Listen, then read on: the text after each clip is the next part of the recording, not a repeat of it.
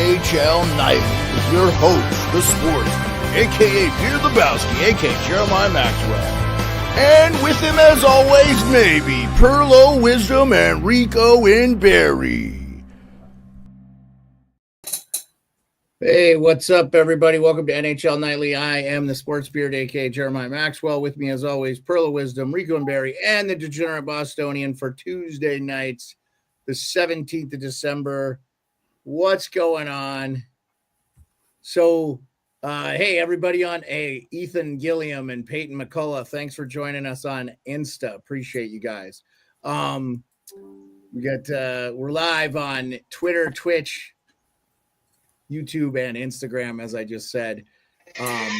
We have a special guest tonight. Haven't heard from him. Hopefully he's coming. Hot Take Hockey, John Viveros. Everybody knows John in this community. He is one of the big reasons I do this.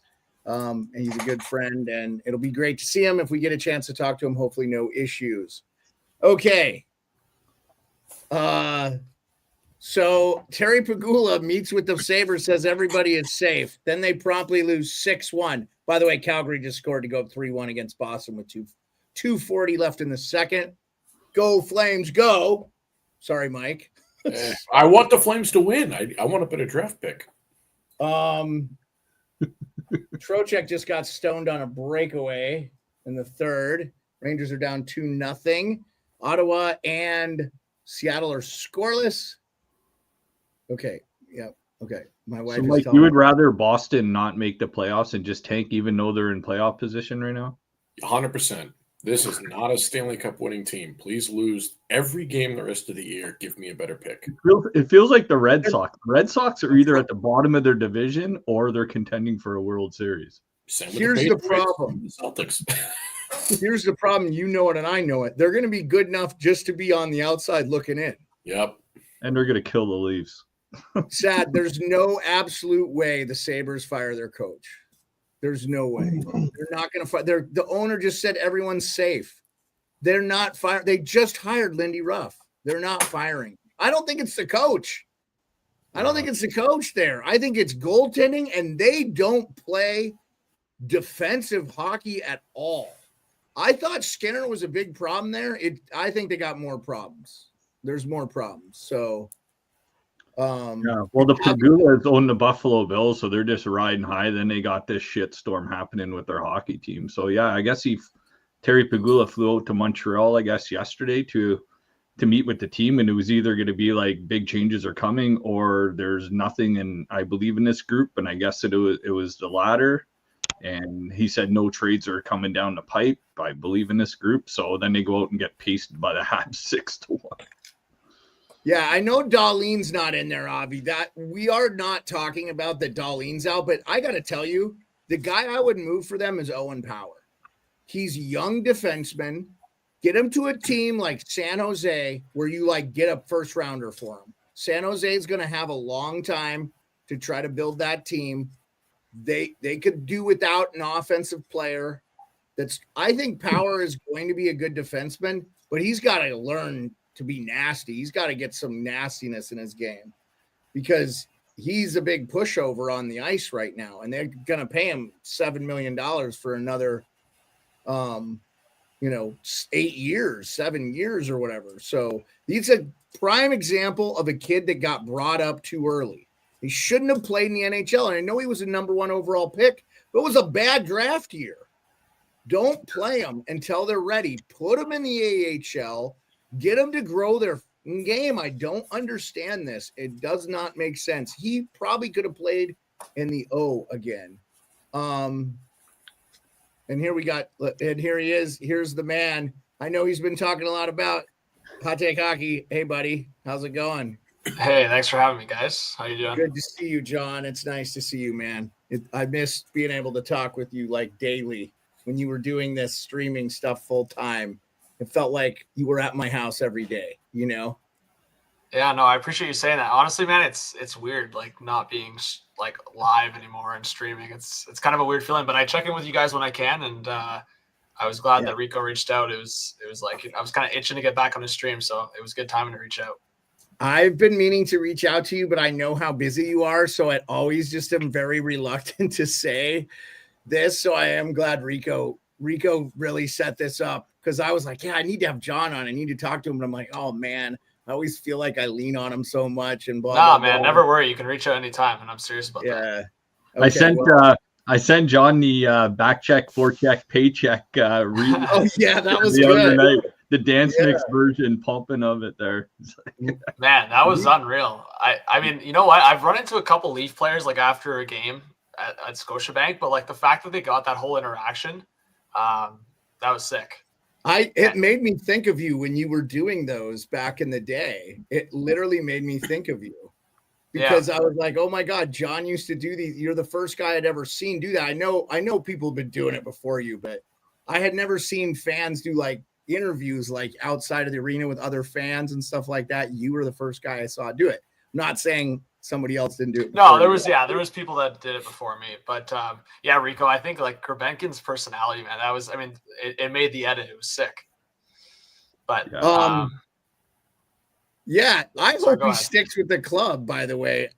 I think the Leafs have always been lacking in like personality like that. So is this I think I have it so I can play it for the chat here.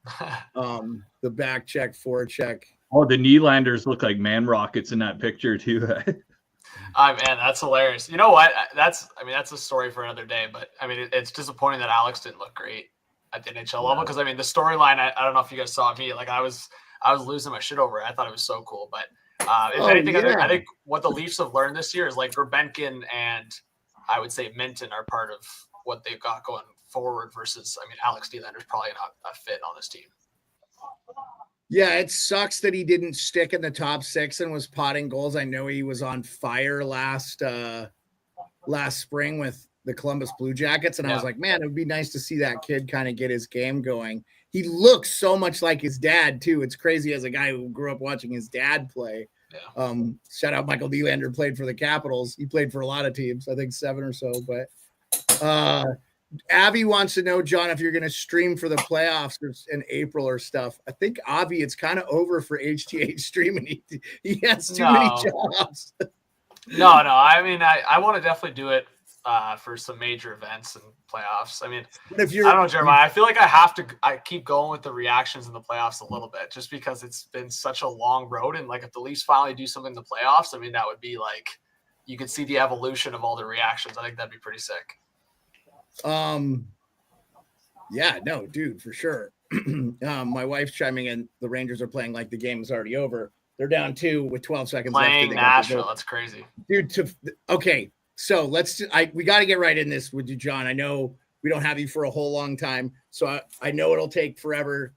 Let's just get right into it. Are the Rangers firing somebody after this game? This is a bad loss.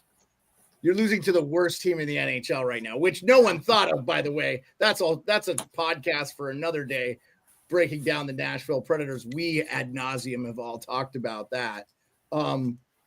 What's happening there? I heard from Biz today on Spit and Chicklets that Sean Avery was meeting with Jim Dolan to talk about what's wrong with the team. No bullshit. Biz was saying that was real news.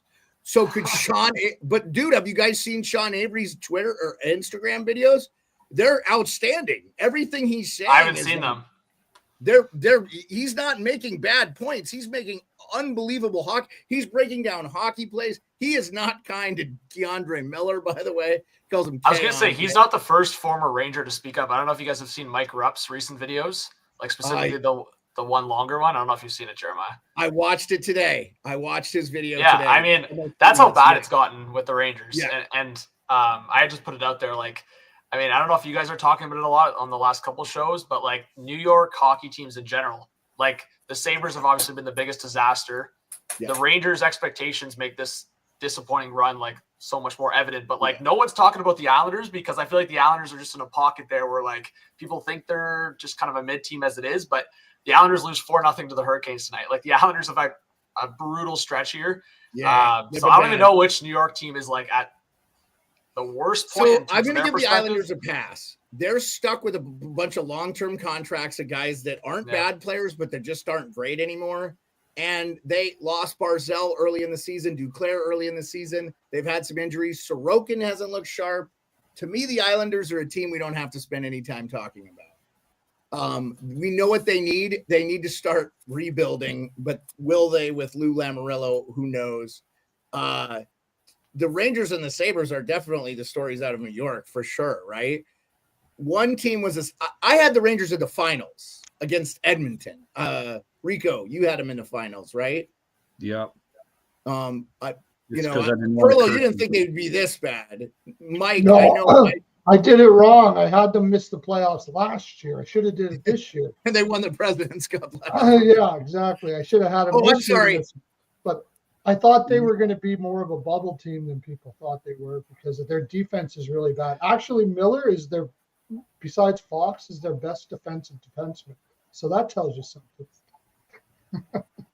They have a really bad defense. The regular season champions, I mean, HTH, we haven't talked about this. What in the absolute fuck are they thinking putting that banner up in that arena? Sorry, what are you talking about? Which banner? Am I missing? The regular season champions banner the New York Rangers put up in MS2. Oh, sorry, talking about the Rangers. Yeah, I mean, I don't know if Steph's onto something. It's a bit of a maybe curse right now. I don't know, but I don't know. It's to me the Rangers. I mean, sorry, go ahead. No, you're fine. Yep. Finish. No, I was just gonna say, yeah, the Rangers, like for me, are obviously one of the bigger shocks, but I think in general, like it's kind of. I don't know who was saying this today, but it's kind of fallen on them in terms of the culture, like how they've handled the Gaudreau situation, how they handled the Trouba situation. I feel like it's really just fallen on them. It's not like, I mean, you just mentioned the Islanders. They've had all this like injury issues and contracts. Yeah. It's like the Rangers were in one of the best spots in the National Hockey League. Like I feel like 3-4 years ago, we were talking about the two prospect systems with the LA Kings and New York Rangers. And I mean, I would say both teams have kind of made some mistakes internally, but I mean, the Rangers is just a different level this season. Well, and I think it starts and ends with Chris Drury, handling, again, we could say what happened with Boston. Mike has talked about this. He's ready for Sweeney and Neely to go. That's a general consensus I get from a lot of Bruins fans, Mike notwithstanding. I think Drury has made some really bad mistakes. And leaking Trouba and Kreider was awful. And I think it's really affected the locker room. They look defeated. I mean, you're talking about, I just don't get it, man. And look, if you wanted to get rid of Trouba, you had all offseason to talk to him, could have got him into a better situation and actually maybe got a return for him.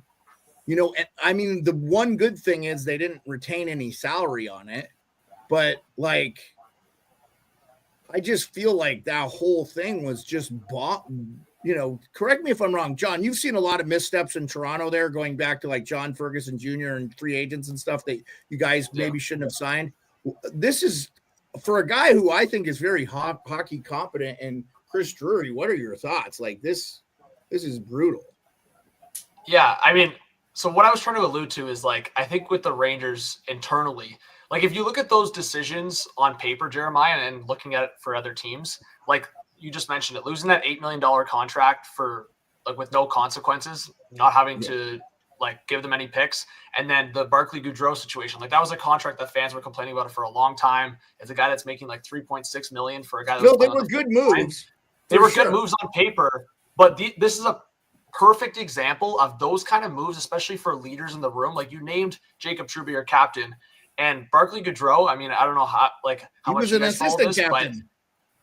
Yeah, well, not only assistant captain, some people kind of said he was the unspoken like leader in that room. Like not unspoken, but like people didn't really give him the captain respect or like even an alternate respect outside of the room, like fans and people watching the organization. But the players themselves, the locker room, Barclay Goodrow was one of the more important pieces in that room. So in a matter of months, you remove two of your more important presence in the room. And then the third, probably most important presence in the room, Chris Kreider, you throw into trade rumors because what? You wanted to try to wake up your guys? Like Jeremiah, we're talking about three of the guys that were most important in the locker room being slandered and disrespected by the organization. And then what happens? Yes, exactly. I don't know how they couldn't have done it worse. That's you hit the nail on the head, John. I I feel like, and it sucks because like it's the hockey in NHL in general is better when those New York teams are humming, you know, especially here in the States. It's the number one media market. So obviously my wife is a Rangers fan. We go through this all the time. She's chiming in the chat. Like, you know, I thought they were going to have a great season this year. There was no question, you know.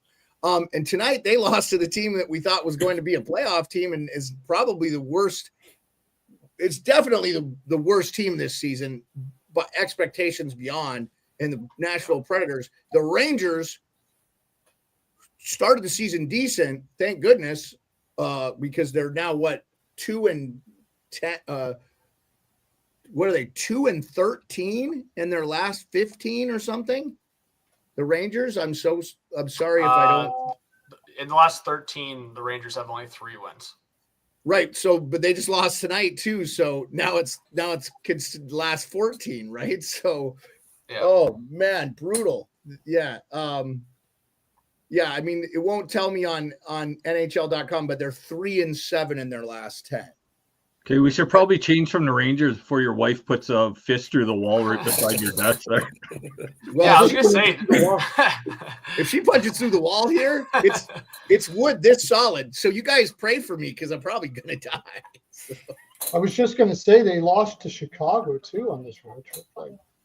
Like this is the 2 worst teams in the league. You lose to. I mean, no, it's a mess. It's a mess. Yeah. Yeah, I know Jeremiah dismissed the Islanders there, but truly the Rangers and Sabres, I don't know which one's the bigger disaster in terms of how they look at each other. Like, I just think Buffalo's so rock bottom, but the Rangers, the only difference between both of them is one of their GMs is telling the public that it's not a desirable place to play. The other one's a good place. Yeah. But you know what, though? If you're Buffalo, look at their roster. They've got one player over 30. They're a super young team, so you don't need to blow it up. I actually like Pagula. And Dahlin's been hurt the whole time. Yes, and I like that the owner says we're not trading anybody. But I think that they should organizationally get Kevin Adams back into the other job that he was in, because I don't want to advocate for somebody losing their job. Hire a team president and of hockey ops and a general manager. Redo your scouting thing that you dumped, sink some actual cash into this roster, figure out what you're going to do, what young players you're going to move on from, and what veterans you're going to try to come in. We know who's in. I saw today, Hot Take Hockey joking, but Marner for Cousins and I saw Marner for Dobson and Barzell. Would you do it? Oof. I mean, it's not going to happen this season, but I would do that for sure.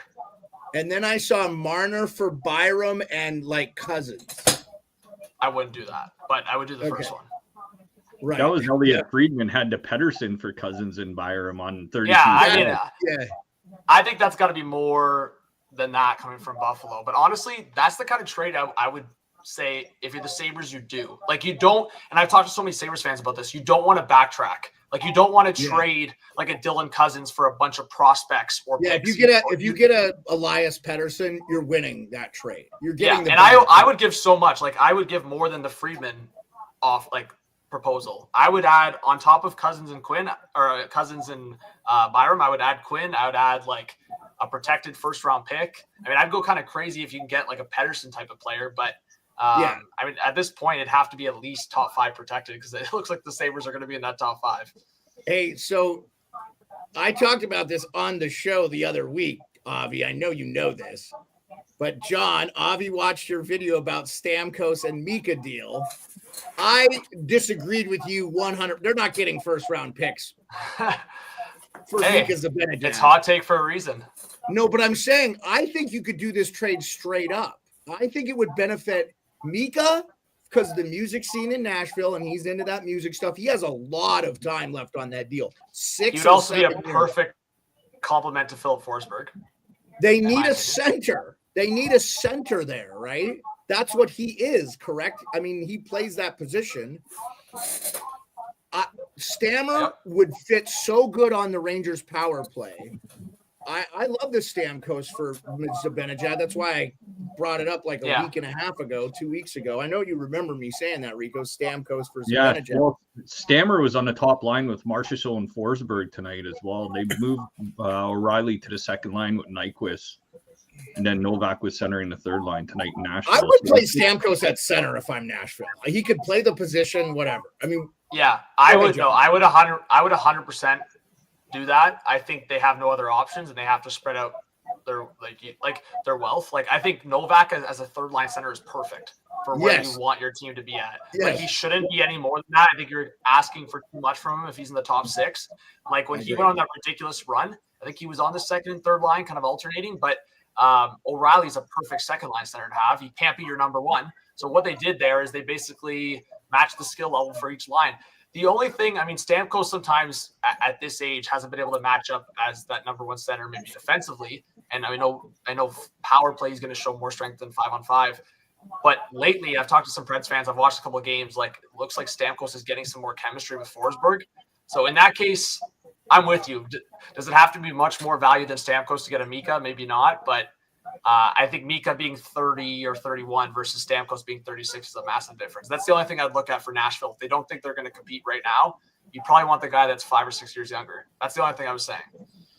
Yeah, well, yeah, no, and I totally understand that. I mean, obviously Stamkos has a no trade clause. He's not going to give up on it that early, but I'm just thinking if you're Trotz, you could cut your losses and maybe bring in a guy that might help your team today and tomorrow. Yeah. But yeah, for sure. Honestly, Nashville's probably past the line of demarcation as far as how bad they've started the season, that really any trade they make is not going to make a difference this year. So you probably got to be looking forward. By the way, your former Leafs are killing my Capitals tonight. Ilya Mikheyev and TJ Brody have goals for the Chicago Blackhawks to make it 2-2 in the third for the Caps there. Can't wait for Ovi to come back. Sounds like a week. Yeah. He'll be back in a week. So I was going to say, Jeremiah, I don't know how you guys feel about the Caps, but honestly, by the time Ovi comes back and just the way the Caps are playing, like the emergence of Dylan Strome, like Connor McMichael, the way he's playing. And Jeremiah, I don't know if you remember, but a couple years ago, I was just raving about McMichael to you. And I think you were pretty excited about him. And he was kind of in a slow roll a little bit, but I mean, this year he's been ridiculous. Yeah.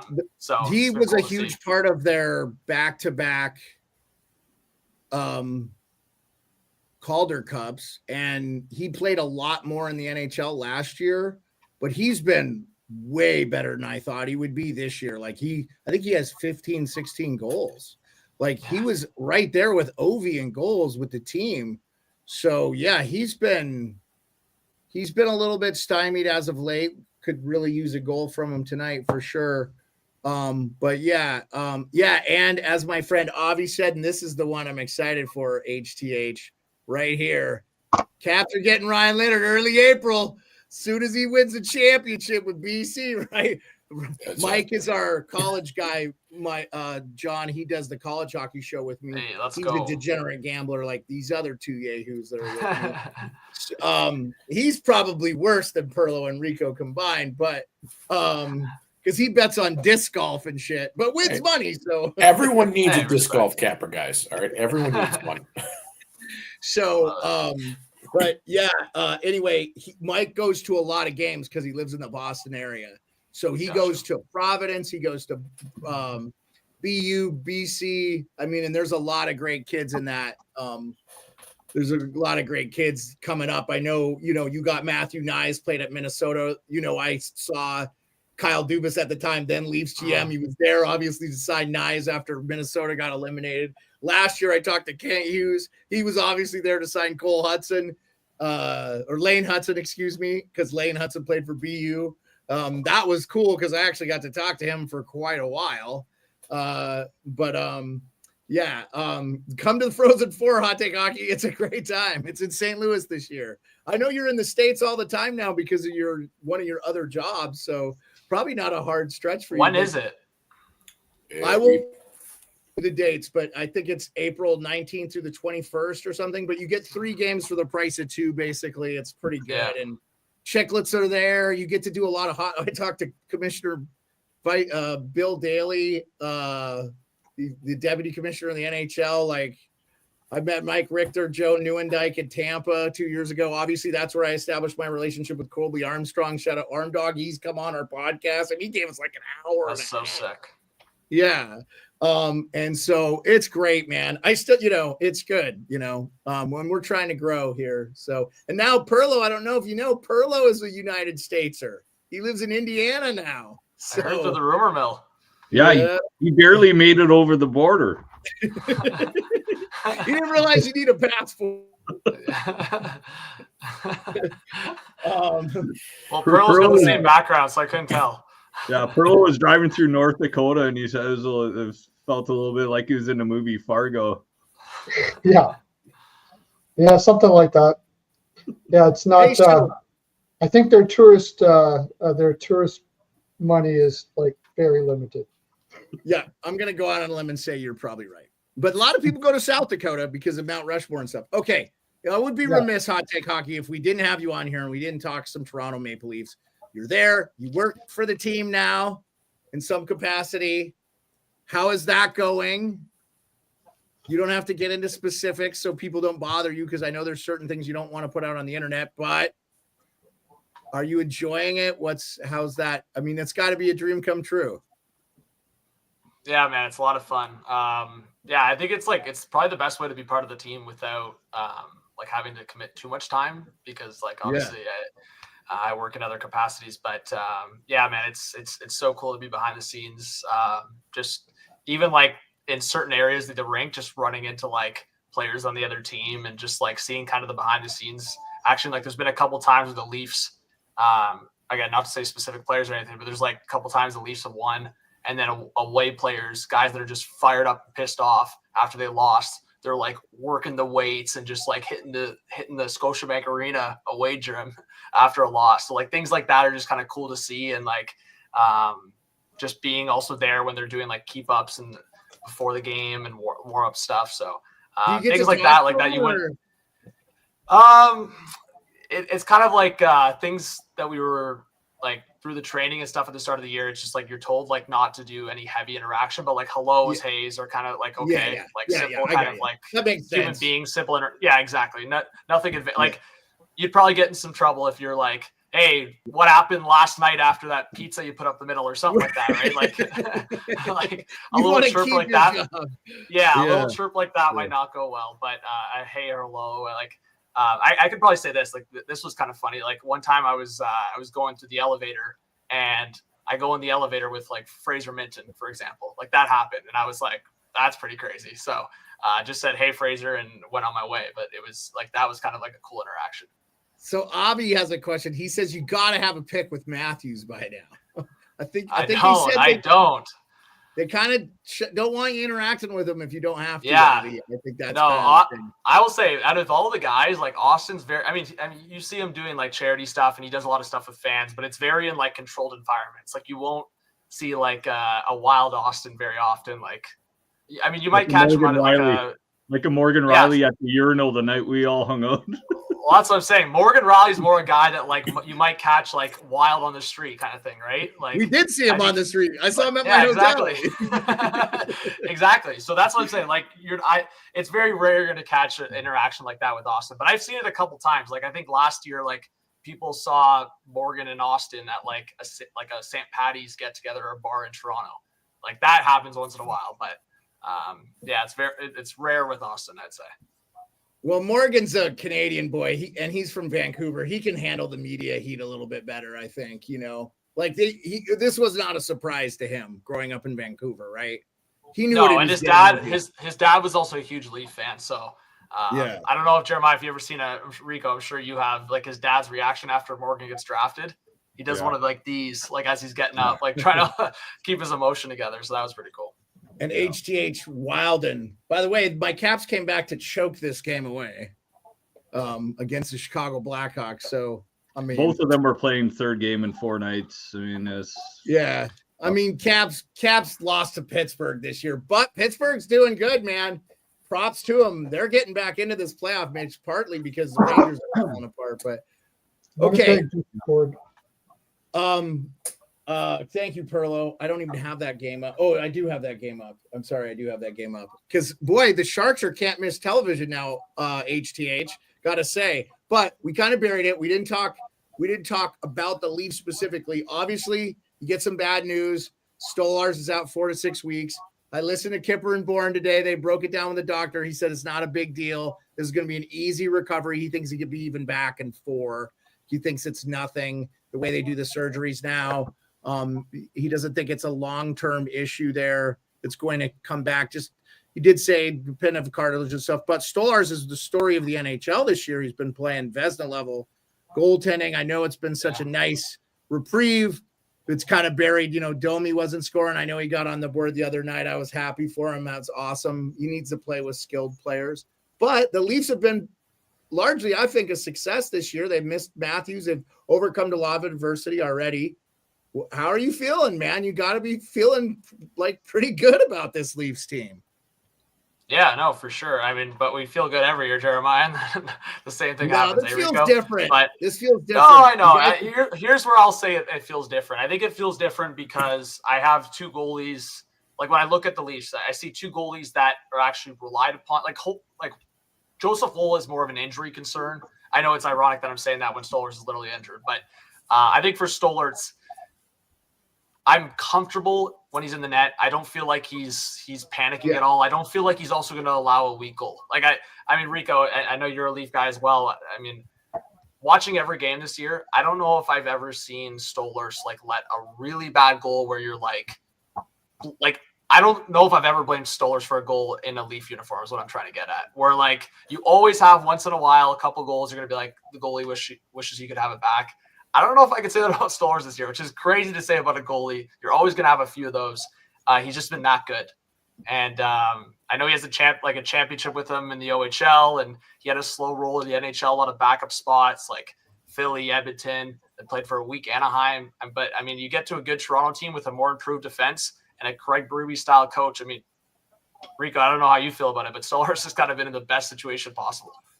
Yeah, he's been good, minus the mysterious pebble in his knee. I know he's had some injury history in the past. He's never logged a ton of games just to carry the full season, but he did lead the Panthers into the playoffs. He can take the high pressure, and he's a big goalie. He plays well positionally. He plays the puck well.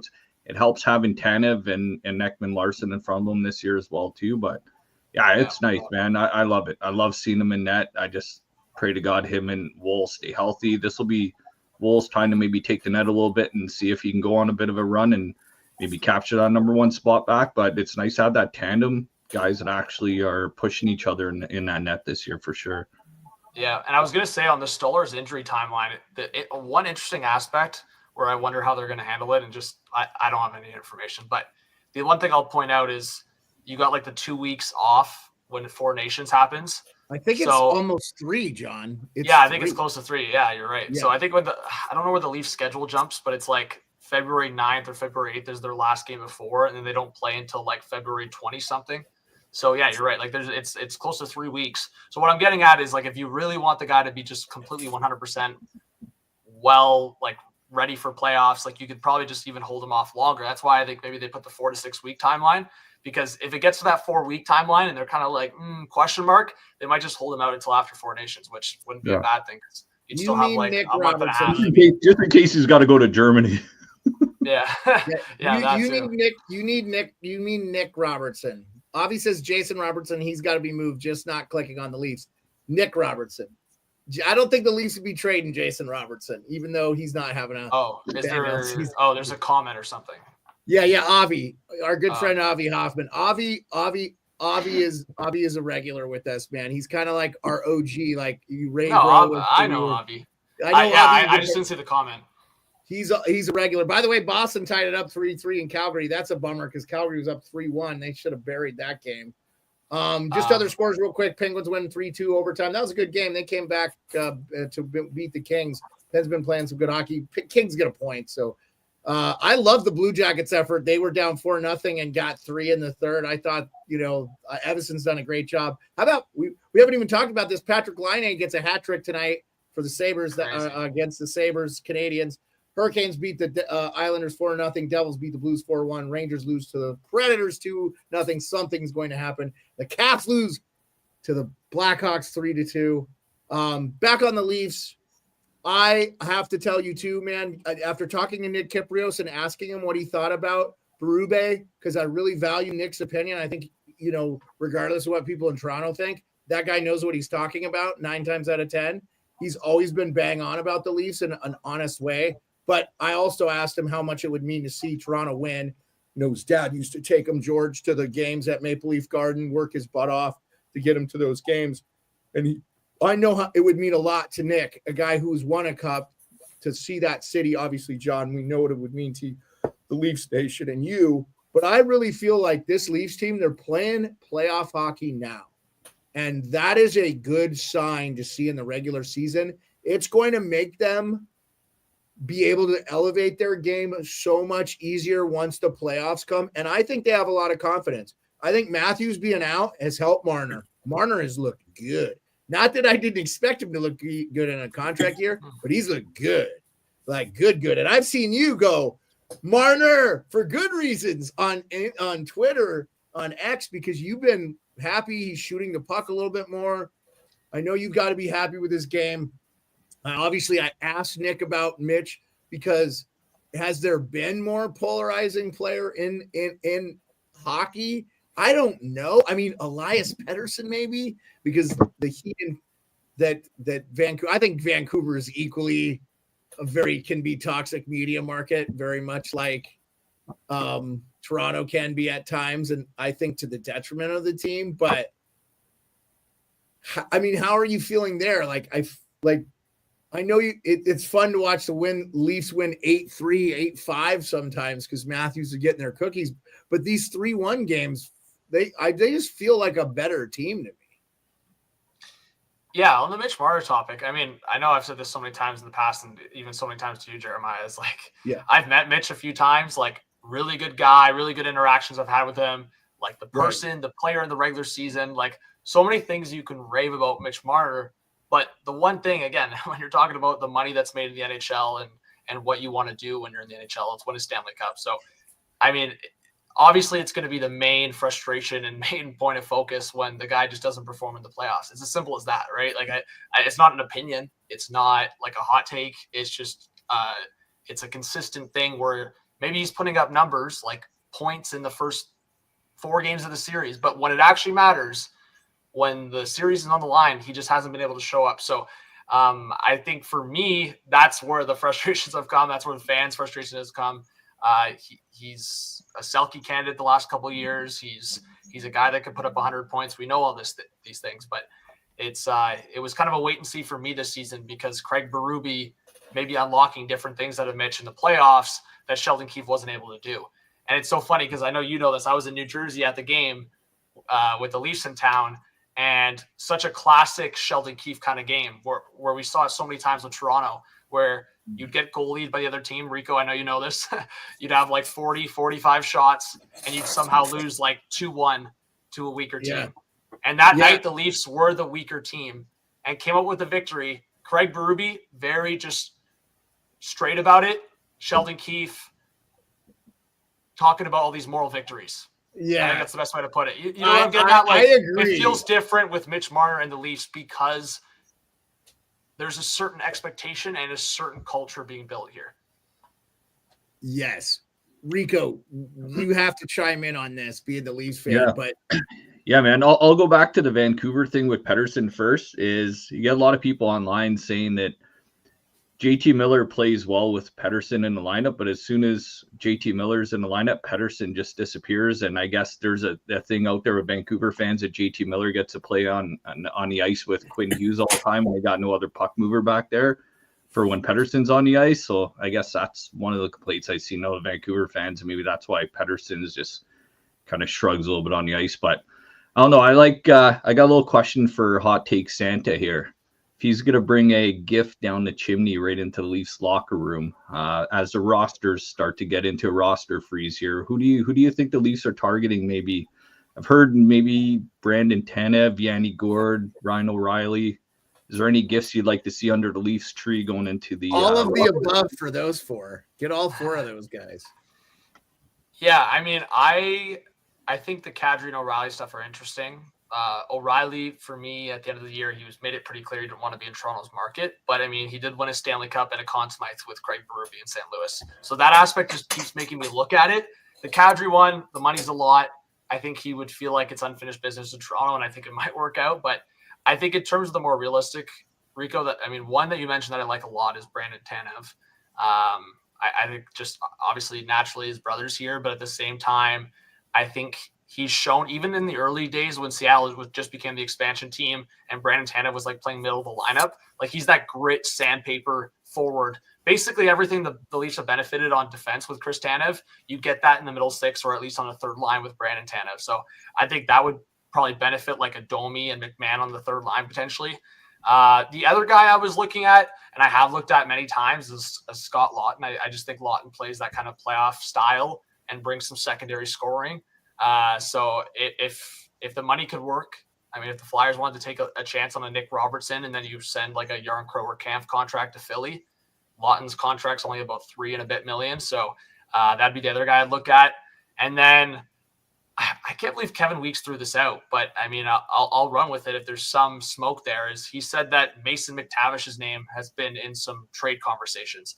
If there's any scenario or any world, Rico, where Mason McTavish is available, this might be hot take-ish, but I would include Easton Cowan. That's how highly I look at Mason McTavish. I think he's a beast. If he can stay healthy, he's injury prone a little bit in early on his career, but if he can get back to a healthy point, man, I watched McTavish closely in the OHL too. That guy is just a rock. He can knock a guy over like nothing. He can play both sides of the ice. He's just a motor when he's healthy. So if there was a guy I'd want, and somehow Kevin Weeks threw that out there. So if there was a scenario, I would say, hey, Anaheim, do you want Cowan and Robertson?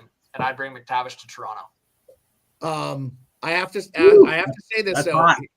I'm with you on McTavish. I love his game, and he scored a awesome 5-on-3 shorthanded goal against Pittsburgh last year, and they went in and beat Pittsburgh. And I watched every second of that game with joyful glee because I love to hate Pittsburgh.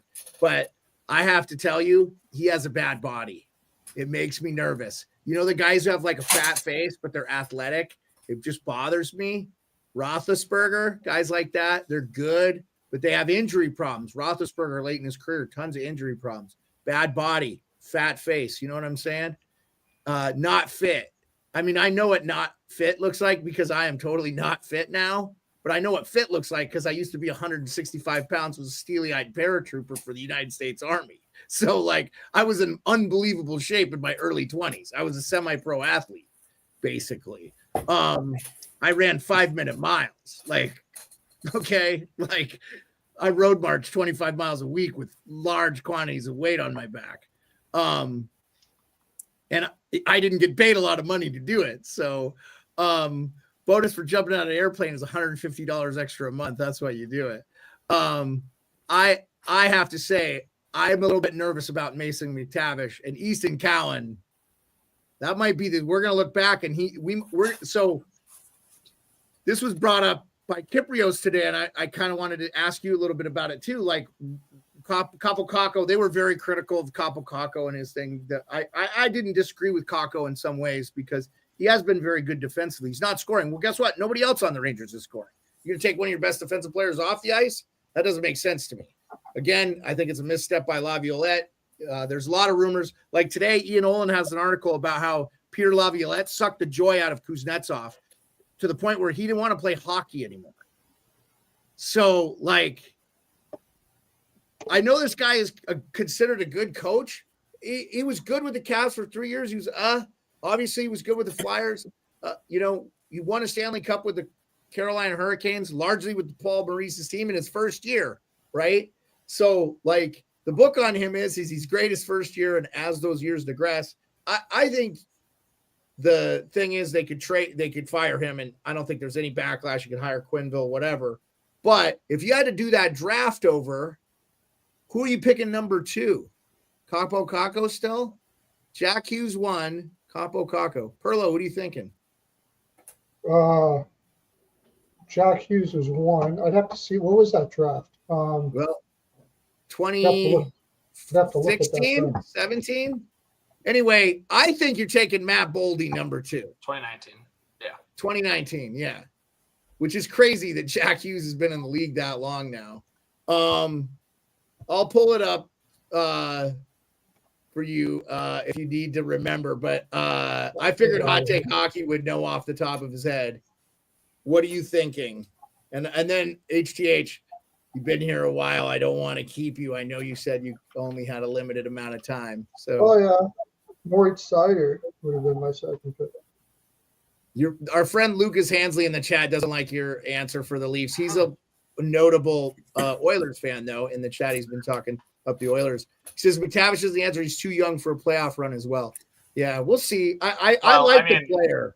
I would say, but what benefit is Cowan and Robertson? No, I agree. I think you should trade in the OHL, and Robertson's not going to give you something in the playoffs. So McTavish is that meat and potatoes for playoffs, in my opinion. But sorry, go ahead, Jeremiah. So, no, I'm just saying. So, real quick, Jack Hughes, Capo Caco, Kirby Doc, Bowen Byram, Alex Turcotte, Moritz Seider, Dylan Cousins, Phil Broberg, Trevor Zegras, Vasily Podkolzin, Vickers Soderstrom. At 12 was Matt Boldy. Spencer Knight, Cam York, Cole Caulfield. Cole Caulfield's probably in the top 3 now, right? I mean, Connor McMichael, having a pretty good year for the Caps. You talked about that tonight, as a matter of fact. Avi likes Cole Caulfield at number 2. I didn't go in the second round, but again, maybe too early to tell. I would probably say Boldy or Seider at number 2. I don't know. Yeah, I like Boldy. Pearlo or yeah. I would have took Boldy at 2. Hot Take Hockey, you're a defensive guy. I should have known you to take Seider over everything. Who do you say, Rico? I'd take Boldy at 2. Yeah, I do too. This guy gets better every year. 67 points, 72 points. He's gonna be a point per game player easily at the peak. Honestly, Jeremiah, I'm usually a defensive guy, but I would take Boldy over Seider probably. Oh, okay. Now, but maybe give it another 5 years, you might have those reverse. Yeah, maybe, but I think you're right. I think Boldy he looks like he's going to be like a top 5 winger in this league one day, the way he's playing right now. Maybe that's a hot take, but I mean, hey, Alex Vlasic. 23. Alex Vlasic was 43rd in that draft. I would argue you would take him in the top 10 right now. Absolutely. That kid is going to be a good player, man. He already is. Yeah, I mean, yeah, exactly. Pearlo, you're right on. You're bang on. So, okay. I want to play this on the outro when you leave, but hang out for it. I've got the song that Rico sent. That's the back check, forecheck, paycheck for you guys to see. So you get some context. If you haven't seen it, it's hilarious. I'll put it on the screen for you guys to watch. But what's your biggest surprise this season? Because we really haven't talked to you since the season started. What team are you like, wow, they're way better than I thought. This player's way better. Has there been a really big surprise to you, or is it everything kind of status quo? It can be a bad thing, but I was kind of thinking maybe under on a good one, like what guy is doing well. It could be a bad one, but I'm just saying. Yeah, I mean, we just talked about Matthew Boldy. Honestly, I think the Minnesota Wild have been the biggest surprise for me. I probably put them lower in the standings more because we don't really know the future of Kaprizov and the team, and I thought there was a lot of uncertainty. He has this year and next on his deal, though. I don't know why people are saying this. Well, I mean, because things happen fast. I mean, look what happened to the New York Rangers, Jeremiah. Like, I mean, again, it's a cloud that goes over sometimes, and I don't know the situation with Kaprizov. I think there's a couple things that point towards the fact that the Wild are going to do anything and everything to keep him. Like, his ice time just keeps going up. They just kind of put him on like at any given moment. So, I mean, Kaprizov runs his team, but I think my biggest surprise is the fact that you've also had guys just completely turn their career around or their season around. I mean, Philip Gustafsson, I was high on Gustafsson when the Wild initially acquired him. Last year, he had like a disastrous season. And then all of a sudden this year, I mean, talk about one of the better goalies in the league. Like, he's probably like a top 5, top 6 goalie. So that sucks. Yeah, but I mean, he put 22 games together, and then Fleury. I mean, lately Fleury's looked good again, and I think he's at like a 9-10 save percentage. So I think guys are just stepping up for the Wild, kind of what we've seen in the past. Middleton. And, yeah, I mean, Middleton, like he's that conversation. I don't know how long he's going to be out for, but hopefully it's not season ending. John, their defensive core. Speaking of this, I just have to interrupt you because you're talking about the Wild. The guys they have on the roster and Faber, all the guys they have there that are great defensively, and they have Steve Bouillon and now David Juracek coming. Are you freaking kidding me? They are going to be so good for so long. They're keeping Kaprizov. Everything I hear about their locker room, by the way, like follow Mike Russo, read his stuff on The Athletic. Unbelievable. This guy, like he's re-signing there. He's the favorite for the Hart right now over McD. Oh, Jesus. By the way, Leon Draisaitl you can get at 25-1. Kipper showed told me I would put some money on that. That's a lot. Honestly, I would say Kaprizov's my lock for the Hart right now. To be honest, I don't think there should be much debate. Favorite. Yeah, no, he should. And I've said this in arguments in the past, whether it was when I said Taylor Hall should have been Hart or when I said Panarin should be Hart. I always look at like the point differential between the number one guy and the number two guy. And I'm pretty sure Kaprizov's like 20 points or close to that higher than Matthew Boldy, who's number two. So the fact that there's that much of a point difference between 1 and 2 shows enough for me in terms of the production. But I mean, you watch the games, you can just see everything runs through Kaprizov. The one thing I'll say, and I mean, I know Rico, when he invited me on, he was talking about like trades or wish lists going into like the freeze and what could come in the new year. Yeah, we're going to talk about that the whole day. I was going to say Brock Nelson. I think he's from Minnie originally. Yeah. The Islanders are going to be trading off before the deadline. I've actually been thinking about this for a video for myself, but I'll bring it up on the stream as kind of a first idea here. But I think that's probably one of my locks for a trade before the deadline. I think Brock Nelson's 100% going to get traded. Two teams I'd look at is Minnesota and Winnipeg. I think the Islanders are going to try to trade him out of division or out of conference. Winnipeg would be a nice fit for Brock Nelson too. I would like to see Winnipeg win a cup before their window closes. So that fan base could deserves it. Yeah, no, I think in terms of going closer to home, like those two teams would be a target for Brock Nelson, in my opinion. But Minnesota would be the homecoming. And honestly, I love Marco Rossi, and he's had a great year. But imagine what Brock Nelson could do between Kaprizov and Boldy. Again, I think they would keep Rossi there just because the line's been great. But you could have like a 1-2-3 of Nelson, Eriksson Ek, and Rossi, and however way you want to put it, and then you could even and that's what they need. They need a center there. You're not wrong. Brock Nelson would be perfect for that team, and it would be awesome. It might put him over the top. If you're Billy G, you got to get that one done, buddy. Yeah. You know, do you give up Steve Bouillon for Brock Nelson? Yes. I wouldn't. Mike, I love it. That's cool though. I like it. Hey, Mr. Hot Take on that side. I like it. Dude, so, John, I met Mike sitting next to him at the Frozen Four. That's how we met. And we watched Denver dismantle Macklin Celebrini. To me, that's the story of the season that's a surprise. I did not think Celebrini was – I thought he was going to be less than Bedard. I now think he's going to be a better player than Bedard, without question. Wow. Yeah, Bedard's not having a good year, man. He's not standing out to me. You're not hearing his name. He's not shooting the puck. I don't know what's going on there, man. I wonder if he's in his own head a little bit. Maybe he's a little lonely. I don't know. Like, I mean, yeah, he needs help, right? Like, I think Celebrini benefits from the fact of having like a relatable player with him and Will Smith.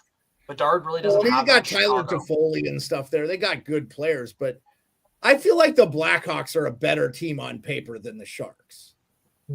And it's close. Pearlo doesn't think so. No way. I mean, I love Mario Ferraro. I know you've been trying to get him on the Leafs forever because you know how hell of a good locker room guy and Johnny Lazarus is good friends with him. And he came on Morning Cup of Hockey. That guy was awesome. I want that guy on my team so bad. I know you do, John. I know you've been trying to Twitter wish that one into existence. Like, oh, if we could just get like Mario Ferraro for Nick Robertson. I've been asking for Mario Ferraro and Chris Tanev for like 3 years, and We got Tanev. that list too. Now, if and you I got Ferraro, I think it's Cup. Ferraro, talk about wish list, Rico. Ferraro, Adam Larson, maybe some Luke Shen reunion. Give me one of those guys. I think Seattle should trade Adam Larson too. I think if they're out of the playoffs, they should trade Larson and get a haul for him. They extended him last year, but yeah, I mean, I honestly, man, but one of those guys next to Riley, and then the Riley haters can go back into their bushes again. Yeah. I hear they're coming out of the woodwork again. I saw a little bit of a Twitter beef with you there on that one because I don't understand it. I do get this though. It has been very hard for them to find someone to play with Riley. You know, they really haven't had that guy since Shen.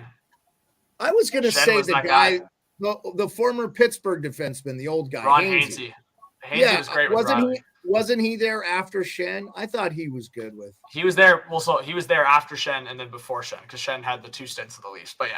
So they need right. Yeah, they need. Go ahead, Rico.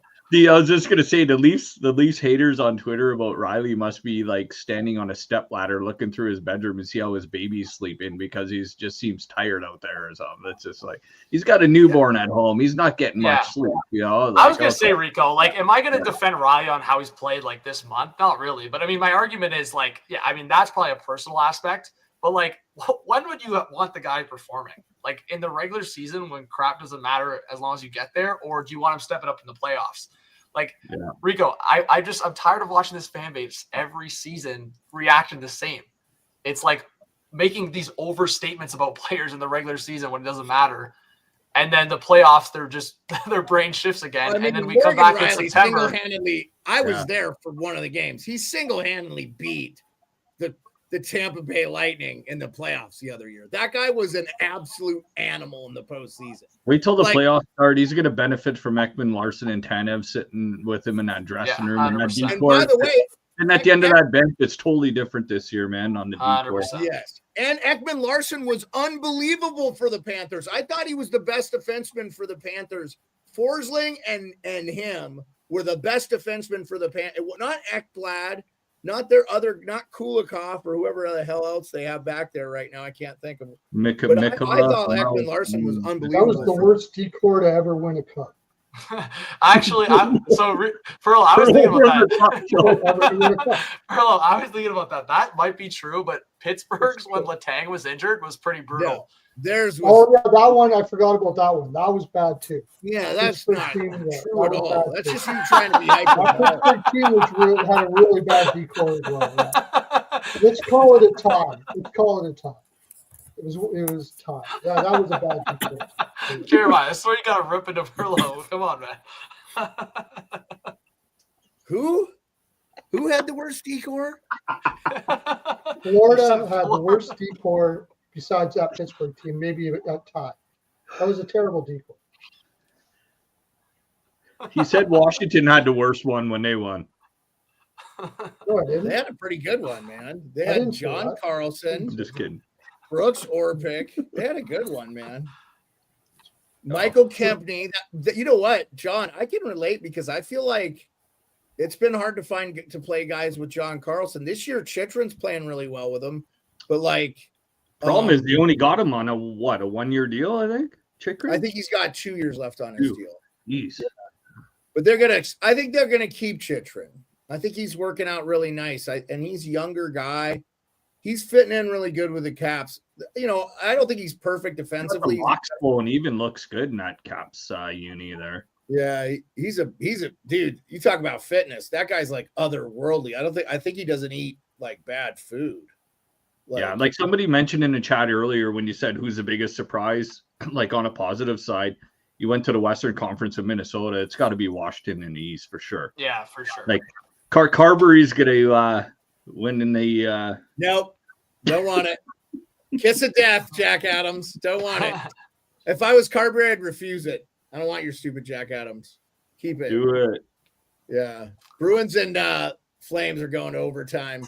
And Noah Gregor just put Seattle or the Senators up 2-0. before I let you go, Sen's been playing some good hockey. That makes for always a good bottle of Ontario. Last year we got Riley versus Ridley. Was it Ridley Grigg? Or was it? Yeah, it was Ridley Grigg. Yeah, no, that's interesting. I mean, so on overall the Atlantic Division, I think Ottawa's heating up. But do you guys think? I mean, Jeremiah, I know you kind of fed your thoughts, but I'm curious before I have to hop off. Like, what do you guys think are next for this? Like the Sabres versus the Sens, because they were flipped like a couple of weeks ago. Whereas the Sens were like dropping real fast, and the Sabres were actually, I don't know how long ago it was, but it was like, it feels like it was like 3 weeks ago. The Sabres were in a wild card spot, and then Rasmus Dahlin got injured, and then they lose 11 games, and it goes from like, oh, the Sabres are actually in a wild card spot to the biggest disaster in the league. Like, I don't know, Rico, if you have thoughts on that. I just think that's the craziest thing I've seen in terms of a shift where it's like, I feel like we were talking about Brady Tkachuk getting traded like 2 weeks ago, and now we're talking about blowing up the Sabres. Yeah, I think people were manifesting that Brady Tkachuk stuff. Yeah, there's no way. His wife's from Ottawa, Giroux's from the area too. They got Allmark in that. I think they just got a little bit more leadership in that room in Ottawa. I think I don't know, man. Lindy's in a rough over there in Buffalo. I think it's so. Does Buffalo blow it up then? I don't know. I don't know, man. When Pagula flies to Montreal to visit with the team and they get blown out 6-1, Jesus. I don't know. Yeah, I was thinking of just like doing a rant on behalf of Sabres fans. And I don't know if any of you guys kind of like have Sabres fans as friends, because like I have quite a few, and especially just, I mean, Rico, like us being in Ontario and especially in the Hamilton area, there's a lot of Sabres fans. And like, it's a situation where you have the owner come public and you make a statement like that. It kind of gave me the vibes of like when Marc Bergevin publicly was like, I'm not trading PK Subban, and then like 2 days later traded PK Subban. Like, my perspective on that is like, is Terry Pagula only saying that because he wants to try to add value to his players? He's like, oh, I'm not trading any of these guys. Like, I believe in these guys. All these guys are like top talents. And then he's going to be like waiting for that big offer to come in and just snap his fingers. Because I think the different layers of it, and sorry, again, I'm closing out with a rant. I know, Jeremiah, you wanted to no, you're good. You're good. Out, I'm loving it. I was going to say, by the way, Bergevin was right about that trade. Yeah. That was a good trade for Montreal. Yeah. I mean, Weber was a rock in what ended up being like a miracle cup run. But well, I mean, he came into the cup with Nashville. Too, yeah. So it worked out on both sides in that aspect. Obviously, the contract issues can be a different conversation. But I mean, where I'm getting at is like, that gave me that vibes. I know it's up more on an ownership level with Buffalo. And there's been so many issues, whether, it's like the Kevin Adams comments, the now Terry Pagula stuff with the team. I feel for Sabres fans because, like I said, I know so many personally. My argument for like why you would make some trades, and I talked about this before. San Jose just tied it 1-1. Oh, sheesh. I don't know how like you guys feel about this, but like hoarding so many prospects, like Buffalo's got like 8 or 9 young guys that could jump into the NHL, or like Jack Quinn, Peterka, Benson, all these young guys in their top 6. Like, my argument is, how can you keep all these guys? Why don't you make a trade for like a star? That's, again, it's easier said than done, but that would be my argument for Buffalo. I agree. I feel like Buffalo's not in the terrible team shape. It's just, they got to figure, there's just 1 or 2 things they need to tweak and fix front office stuff, like just stop being cheap about things, like do it right. I mean, it feels like they feel like they're run by the same ownership group that runs the Sabre or the Coyotes, that used to run the Coyotes. And you just knew there was great stuff. We keep hearing this behind the scenes. It's not good. It's good. And it's like, okay, like do something. Like Pagula, come on, man! You built a $1 billion arena for Penn State's hockey. Let's right, Mike? Yep. Like $1 billion arena for Penn State, who, by the way, didn't even have a program 20 years ago, D1 program at all. So it's like, it just kind of, and he runs the Bills. So it's not like he doesn't know how to run a successful organization. Like, the Bills are good. It also helps when you get a Josh Allen. Right, but they drafted him. They made the decision. The trust me, I think drafted Josh Allen, but they didn't. And they got rid of Diggs, and now Josh Allen owns that team now, and they're playing. That was a good move. He was a prima donna in the locker room, and it was a problem. So again, I think there's some guys on the Sabres that are untouchables. Like I think you don't move Power or Dowling ever. I would not trade those guys, and I wouldn't trade Cousins either. I wouldn't trade Cousins. I wouldn't unless it's for an upgrade. Like I think if you could do the Pettersson thing, you do it. Yes. What about Dylan Cousins for Fraser Minton, our 2026 second round pick, and Reeves Camp for salary? Buffalo 30% retained for Cousins. I don't think they do it. I wouldn't do it. But I asked one of my Sabres buddies if he would do Marner for Power and Cousins if Marner came with an extension, and he said, "Yeah." Would you do that? Probably not. I love the right shot D instead of the left shot, but just man. Power's the left. Yeah. Power's the lefty. I know. I'd rather him, if he was right-handed, I'd be a lot happier. But I would do that. I would rather have. That's the other problem. Have you looked at their lineup? They've only got one right defenseman. All the defensemen are playing the offside. Yeah, they're gonna and have to make and they only have one. They only have one defenseman that plays above average defensively, and that's Dahlin. Like, how do you win with that? Yeah. Well, no. Yoki Haru's their only right shot defenseman. Samuelson's not that great. Yeah, Samuelson. Jeremiah Samuelson's having a brutal year. Like he played well last year, but he's been brutal to the point where he was scratched for a handful of games. Oh, okay. Yeah, so we're going to preview tomorrow's games, and I know you don't want to hang out for that, John, but I do want you to hang out for this. Okay, because Rico is talking about it. We want everybody to see it. It is good. Oh, yeah. Give the Leafs a little bit of love on this podcast. Here you go. Little music action.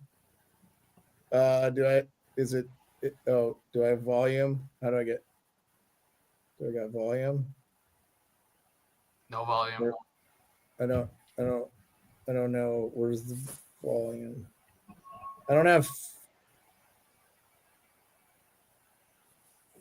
You're on mute. Top right corner of the video. Top right corner. Okay. There you go. There you go. For check and paycheck.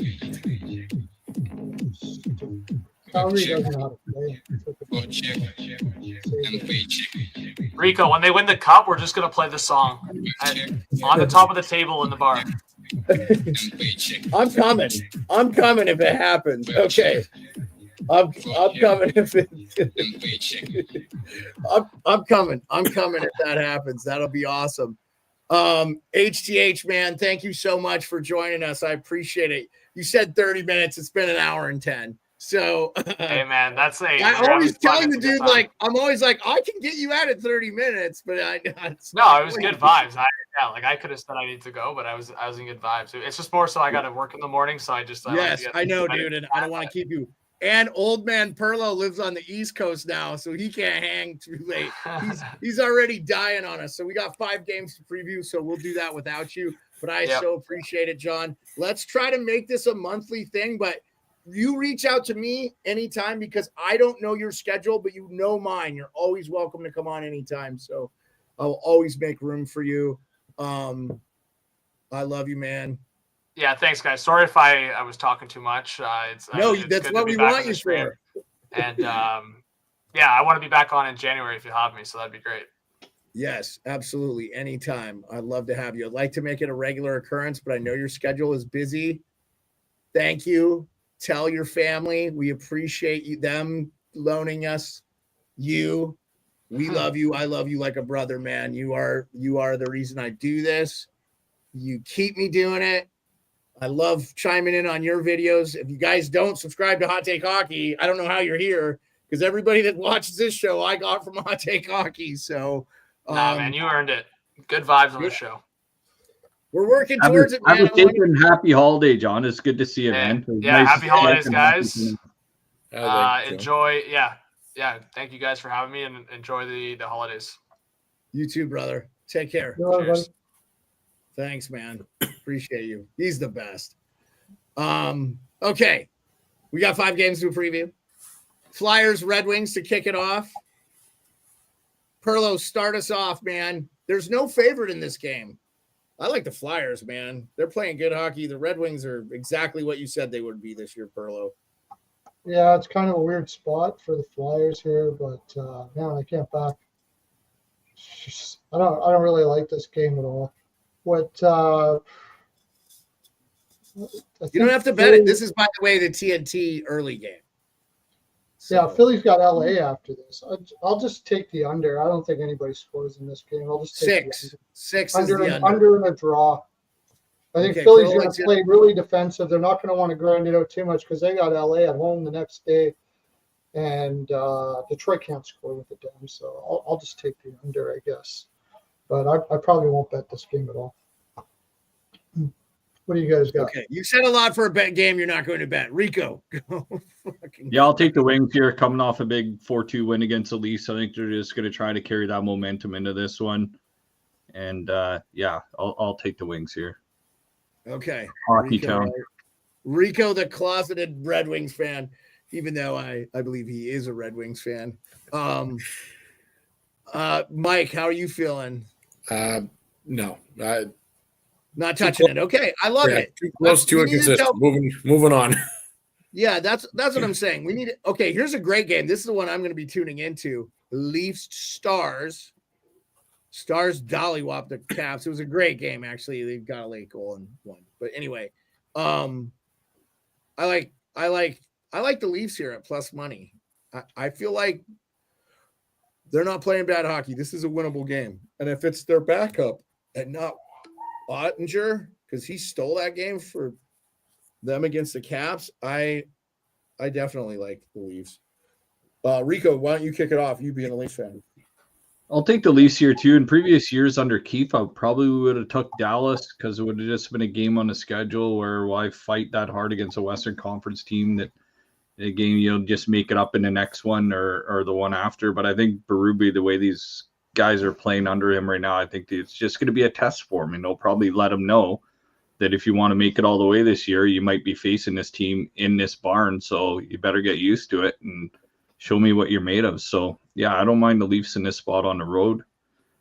I can't see it being a shootout, but I could see the Leafs trying to eke one out, maybe a draw, maybe a Toronto OT win. I think it's going to be a tight game though. Yeah, Avi, sorry I didn't acknowledge the Bruins won in overtime, David Pasternak. So there you go, Mike. They're not helping you out. Mike, do you want this Leafs? Do you want some Leafs Stars action here? I'm showing the matchup right now to be Wall versus Ottinger. If that matchup stands, I'm gonna go with Audie in the Stars. But you said it previously. If Ottinger's not rolling, I'm gonna jump on the Rico bandwagon and go with the Leafs. So I'm definitely betting this game. It's gonna be 10 minutes before puck drop. I place this bet. So yeah, okay. Ottinger's in. I'm going Stars. No Ottinger. I'm going Leafs. Pearlo, you feel the same? It is kind of a weird spot. They got to go all the way out west for one game, and then they go to Buffalo after that. So. But I like what he said about the coach there. That he seems to get them up for these bad spots this year. That's why it feels like they could win this year in the playoffs. So I'm going to take the draw too. I think it's going to be a hard fought game. And I'll take the under if we can get a 6, but it's probably 5.5. So that's what I'll take. I'm getting 6 from 6. I'll take an under and I'll take a draw. I like a 2-2 go to 3. Okay. Yeah, I don't hate it. And the Leafs have been playing good defensive hockey, so I feel like that is not a bad bet. Panthers Wild, that is the late game. That's a great game, by the way. Panthers on a long roadie. This is the last of that roadie, I think. Rico, what do you think here? Why don't you kick it off first? Yeah, this is the last game of a road trip. Kind of like Florida here after losing, couple in a row against the Canucks and the Flames. Wild plus money at home? They beat the Oilers. They just beat the Oilers, but sometimes those last games on the road, they just want to have that nice little enjoyable flight home after without having to worry about, I don't know, just leaving on a good note, finishing the road trip strong. I know teams like to do that. So, and Florida wants to just try and get a couple wins in a row here instead of just going right back to 3 losses in 4 games. Okay. You like the Panthers here. Would you take them at plus 1.5? I would do that for sure because it'll probably be a tight game. Florida's probably got their bags packed. They're ready to take the plane after the game, so they're probably just going to want to not be too banged and bruised, so they can enjoy the trip. Florida wins a 4-1 game, something like that, 4-2. Yeah, I don't know about that. I could probably see a 4-2 with an empty netter. I think it'll be a tight game, but I think Florida wins this one. I like what Avi just said. Panthers are playing a strange hockey right now, all over the place. Give me Wild plus 1.5. Yeah. Right on, Avi. A Wild are already favored, Avi. You get them at plus 1.5. What is that? Plus 350? 400? No, you got it flipped. Plus 1.5 means you can lose. I haven't watched many Minnesota Wild games this year, and that's my fault. Maybe I should start just tuning in to see how they're playing. They're good. They're really good. They don't make mistakes. That's the thing I notice about them.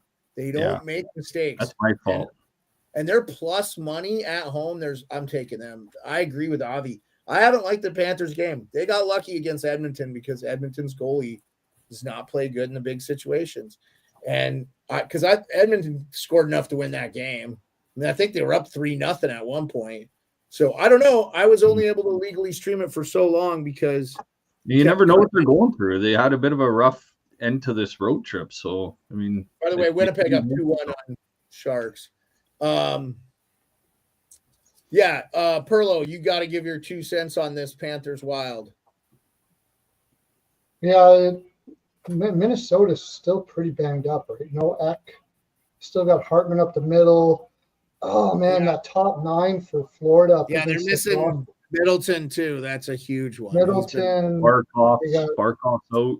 Barkov's out for Florida, too, which, again, if you're Edmonton, going to be out. They keep on saying he's going to play the next game. He's going to play the next game. Yeah, he wasn't in that Edmonton game. And I'll tell you, they got him listed at day-to-day with undisclosed. But Minnesota's missing Gustafsson, Trennan, Eriksson, Ek, Lauko, Middleton, and Grosnick, who's a backup. Yeah, they're pretty beat up, and they got their bottom 9 scares me right now going up against a Florida team that's pretty solid all the way through their lineup. I'm going to lean Florida. I'm going to lean Florida here, but it's a tough one because this Minnesota team's got a lot of heart, and even if they're banged up, they still make it tough on everybody they play. So. I think Hines is doing. I'm leaning Florida. Hines is my Jack Adams winner this year. I mean, perfectly, I don't want. Yeah. I know a lot of. I've always liked Hines. I know a lot of people that really didn't like him. I think he's done really well there. And to hear the assistant general manager on Morning Cup of Hockey come in and talk about him, I was like, all right, man. Wow. Like I came away from that interview really impressed with John Hines. And actually just the job Bill Guerin and them have done from the get. They made that decision to buy out Suter and Parise, and I thought it was dumb. And I remember being very critical of it. Perlo, you were not critical of it. No. You loved that. You thought that was a good move, and you were right. Okay. Mike, you betting this Panthers Wild? I am. So actually, I actually just threw my parlay in for what it is. I'm definitely taking Flurry at home, and for plus money. Florida is not at home. They're on the road. They're last. Flurry at home. No, Flurry at home. Flurry. Oh, Flurry at home. It's his Boston accent. Hey. Hey, sorry, buddy. I'm deaf. Yeah, give me the Wild at home for plus money, please.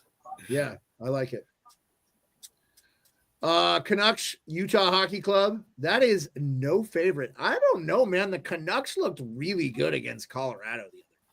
After Rick Tocchet said we can't make mistakes like Edmonton, which I fucking loved, because he was right. He's right. Edmonton can outscore their mistakes because they have 2 of the best players in the league. So I like the Canucks here, man. They're playing good hockey. They just lost a bad one. And I think Tocchet was like, he'd seen enough from their game. So he was ready to pull that one out of his back pocket. And then, I mean, they gave up a late goal to Colorado, but they outplayed them. And Colorado, with that skill, you can shut that team out, basically. That's really impressive to me.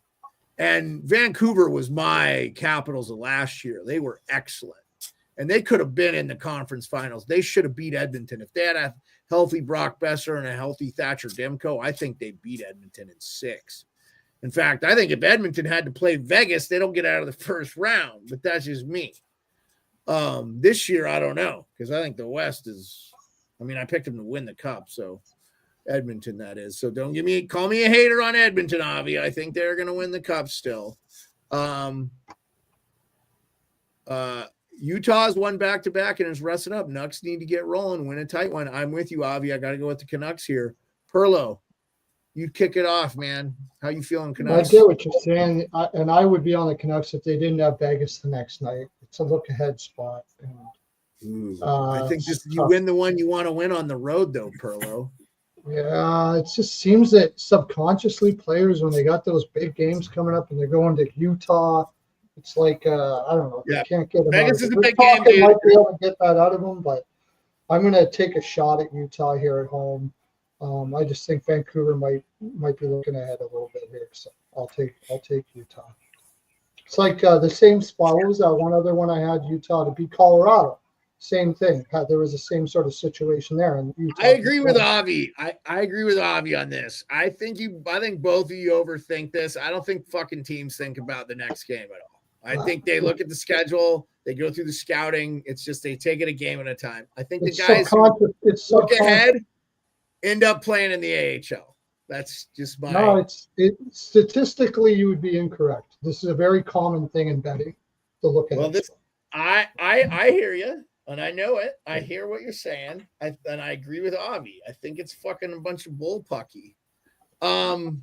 I don't agree with it. I don't care what the fucking numbers say. I think it's horse shit. I think it's something you guys have convinced yourself is true. I think good players aren't looking ahead.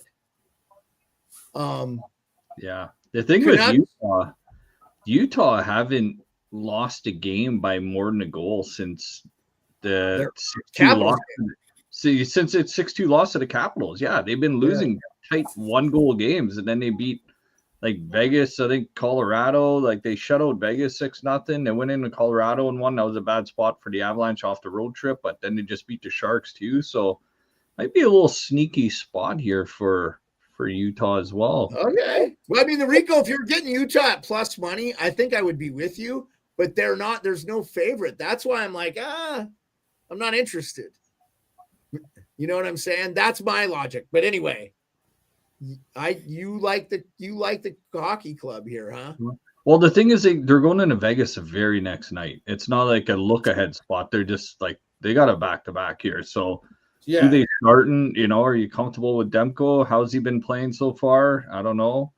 If Demko plays against Vegas, they're feeling good about his game. If Demko doesn't play and they play Lankinen, I think that tells you all that you have. You're going to see the odds adjust as soon as the goalie's named for Vancouver. I think that's where there's no favorite right now. I'll tell you what. If Vancouver plays hard in this game and they win this game, I'm taking Vegas all day tomorrow.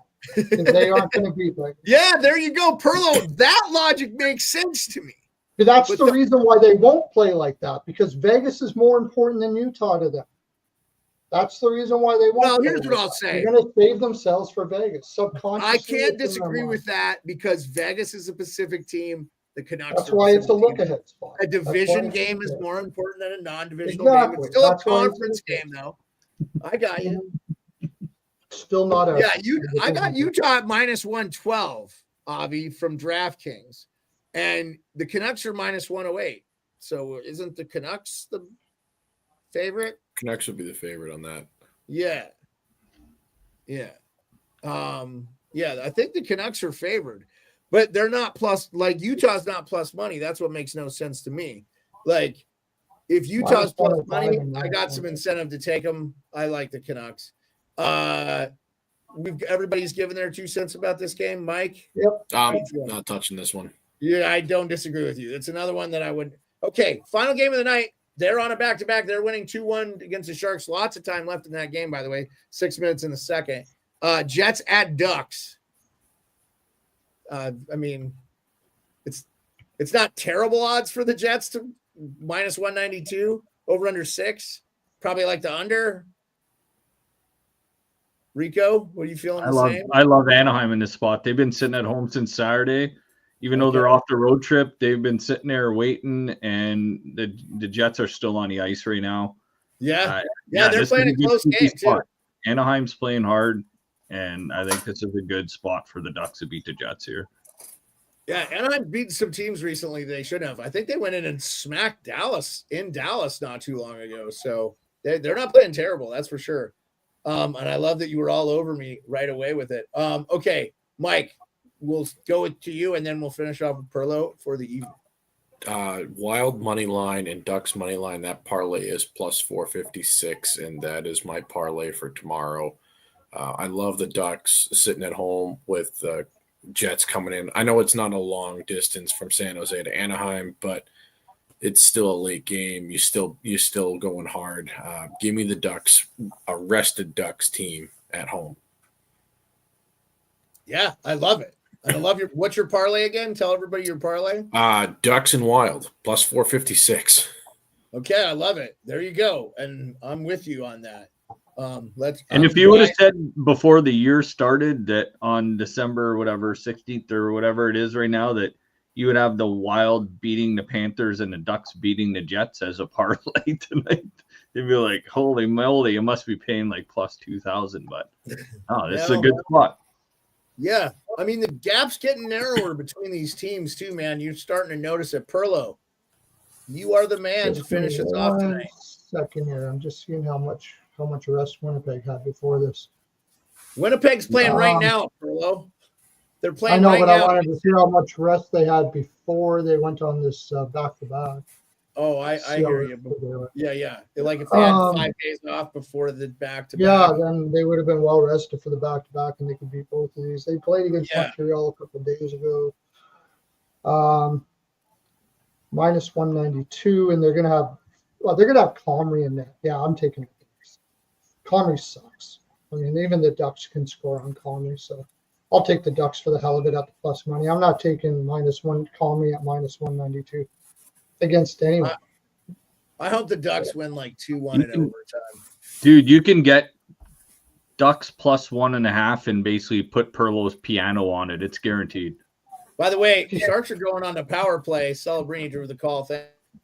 Nice. I didn't bet it, but I wanted to put the Sharks.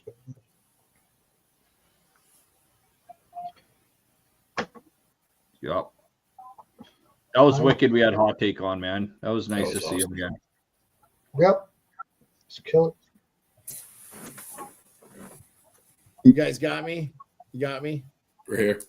Yeah, we lost everybody for a second there. The internet kind of gave us a flick. We all 4 of us were off the screen, so apologize.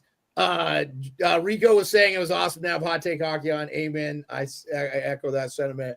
Hot Take Hockey.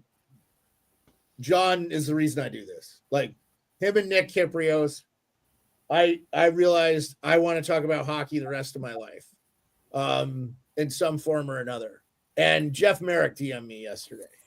Like, dude, this is my life. I get to do this with my friends and talk hockey. I love it. Awesome. I love it. I got to talk to you guys about hockey because sometimes I talk to my wife about hockey and I forget that she hates hockey. Yeah, Pearlo. I talk to my cats about hockey, man, and they just look at me and they're like, well, she doesn't hate hockey, but I mean, she doesn't know anything about it. I'll say, oh, yeah, right. Steve, shut the fuck up. I already told you. I don't care. You're right. You don't care. That's right. You only like hockey because you think Crosby's hot, right? Yeah. Okay. You like hockey because you like hockey, right? Yeah. You know? She likes going to the games, though. She does like it. Dude, going to a game is the only way to watch hockey. If I move to a town with this podcast that has an NHL team, I'm getting season tickets. That's just happening. And I'm still doing the show, but on game nights, you guys will have to start it without me. Dude, did you see what Merrick said on his show? He said that apparently Ken Holland in 2019 had a trade in place, Draisaitl for Kucherov. In 2019, Merrick said it on the sheet. Yes, I heard that. What if we should have talked about that when Hot Take is on? That's a miss. Man, I think Edmonton wins cups earlier. Just saying. Nothing against Draisaitl. And I know, like, Draisaitl is a generational player. We're still live, so, like, I don't Kucherov and McDavid on the same line, though. I'm just saying, like, oh, freaking insane. dude, McDavid might have 80 goals because Kucherov is so good with the puck. I'm saying Draisaitl's a very good passer, too. So, yeah, Kucherov for Draisaitl 2019, Ken Hall and Avi Hoffman. I don't know what caused it to not go through. But, the thing was, I think John Cooper was like, nah, we got the team to win. And he kind of put a kibosh, and then they won the cup the next year. I wonder if it accelerates McDavid's career too, man. Like, and honestly, to have maybe the best Canadian player play with one of the greatest Russian players to ever do it would be so fucking sick. I would just love to have seen it. Nothing against Draisaitl. Kind of would have been cool to see Draisaitl in Tampa. I think he might have won a cup there too. So, or if the Caps didn't have the year they had, and Edmonton traded for Ovechkin, then you'd have McDavid feeding it to Ovechkin for the record. Holy cow! I don't want that. Ovechkin's never awful, Rico. San Jose just tied it up. Yes. Was it Celebrini? Yes, Celebrini. Dude, I'm telling you, I agree with you, Pearlo. If he doesn't have a sophomore slump, he's better than Bedard. The story is over. Next year, if you said we'll have to see because we got to see he's in his first year. You got to see. You can't rig on a guy that hasn't had it. Celebrini is the second center at the 2026 Olympics for Team Canada. I do not disagree. Mike, you saw him play a lot at BU. Oh, by the way, Ottawa just scored. Stutzla up 3-0. Yeah, I have Ottawa. This is a good win for Ottawa. Seattle was my favorite bet tonight. Was Ottawa. Seattle had won 6 games in a row. So this was good stuff there from Ottawa. I like Ottawa on this road trip. They're playing really well. Yeah, dude, they're winning some good games, man. 9-game road trip, though. Dude, they beat Pittsburgh pretty handily. And like I said, Pittsburgh's been playing some decent hockey as of late. Those young guys they're bringing in are working out for them. That Tomasino one was a nice ad. I was surprised Nashville just basically got rid of him for nothing. So Dubas has added a couple of players there, too, that's like, I think as of right now. Watch out, Dubas is trying to move that defenseman there, Pettersson. They're trying to get maybe He got hurt, though. He got hurt yesterday's game. Hopefully he's okay, because that would be. By the way, too bad he's a lefty, but there's a Ottawa's lot of winning this game, so Ottawa will pass Pittsburgh with 34 points. But right now, Pittsburgh's in the second wild card. That's how the Rangers have flaws. Dude. My God, dude, I can't. Hey, some people had the Rangers and the Predators in the final. Yeah. Yeah. Was that you? I don't know. Why are you sure some people did. Holy shit. Well, I needed to pick a team out of the East, and I didn't like the Hurricanes. I still don't like the Hurricanes to win the Hurricanes. I don't like them, dude. This year, I don't like them. They're not getting the goaltending they're not playing. I think that man-on-man teams have figured out a way to work that, and it's not benefited them. They haven't even made the conference finals in the last 2 seasons. They're further away from the cup this year. And look, I like Chatfield. They got him for next to nothing. He's awesome. Hey, John, thanks for being on. We appreciate you.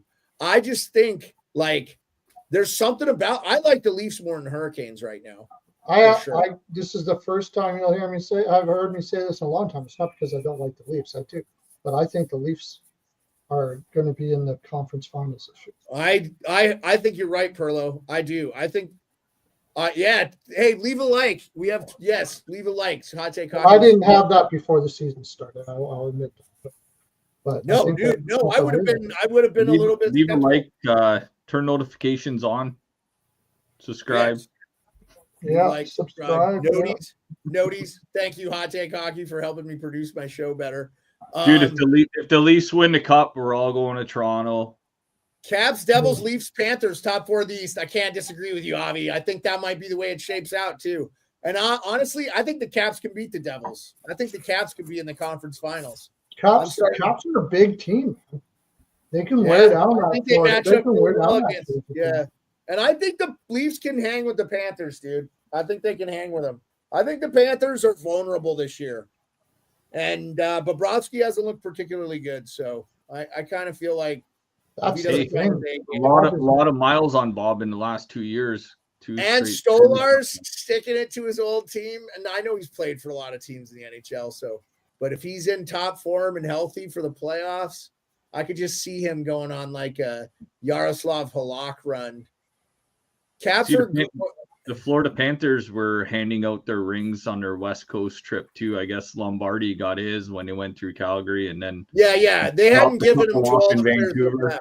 Yeah, I saw them Lombard Montour in Seattle. Yeah, I saw Lamborghini, as they say, talk about it. Yeah, they gave the players their rings when they met them in their cities. I thought that was a really cool touch. I know some teams don't do that. Yeah. But I really think that's a cool touch, and I know they go out to dinner and stuff, and it was pretty cool, man. You know, it just goes to show you it's just a game. These guys play it for our enjoyment, but they're still buddies and stuff, which is cool. That Florida Panthers team was a special team, man. It was a fun team to watch win the Cup. I knew they were going to win when I saw them play Buffalo. In fact, the year before that, I saw Vegas play the Leafs and was like, man, Vegas is the best team in the league, and they won the Cup. So, Edmonton, you want to have me there this year if I get to watch you play at Edmonton. My goal is to try to get there for a game because I think they're going to win, but we'll see. They're sitting in third, by the way. I think this is a good time. John's not wrong. Leafs Caps conference final would be nuts. Ovi passes the baton to Matthews. Toronto Winnipeg Cup final. I would be so down with that. I was just going to say Toronto Winnipeg. Yeah, that would be. I would love that because you would get two downtrodden fan bases that it's been rough times in Winnipeg. Everybody knows they're not selling out. They're one of the worst teams in attendance, which is crazy for a Canadian team. But times are tough for a lot of people, especially in that area of the country of Canada. From what I've been told, my Uncle Dale lives there, and tough times, man. Yeah, and the Bruins get a lottery pick, right, Mike? Yeah, but the world can't afford for Toronto to win another championship. All right, we had COVID, we had the SARS. Come on, dude, don't do this to us again. No more pandemics. Toronto, you got to go. The whole city, just no more sports. No. The Raptors won their world championship in 2019 before the pandemic. Yeah, and then we got a pandemic, and when the Blue Jays come won on, it's another pandemic. He's a Boston. Dude. They won the Blue Jays won 2 World Series. Nothing crazy happened after them winning the World SARS Series. won SARS too. He's saying the Toronto winning is the pandemic. Yeah, it was a running. No, ESPN did a joke. ESPN did a joke on it. It was like every time Toronto won, it was apocalyptic events to happen in the world. Yeah, and we know that's hilarious. I don't know. I'd like to see Washington make the finals and have Ovi there in the finals. I would love it, dude. It would be amazing. Cool. 2 weeks ago, I took them for a future for the hell of it. They got a big team. They got a great coach. If you just never, it's. I almost feel like I don't deserve it if it happens. Their defense is better than people think it is. People don't realize how good Washington's defense is. I don't know, man. I think they could sneak in. They could. Just lost to Chicago 3-2. So don't get my hope. Fucking up, Pearlo. Yeah, sorry. What's that? I'm buttering up to the host. Suck it up, he said. Sucking up to the host. I knew he was going to say that. I know who's the last person that sucks up to the host on this podcast. This would be me. This would be me. If I'm saying it, I believe. Did you say suck up or fuck up? Because I'm putting you top of the list of fuck up. So, all right. On that note, let's fucking go home. We'll be back tomorrow, 10:30 Eastern. Everybody have a good night. Peace. Take care.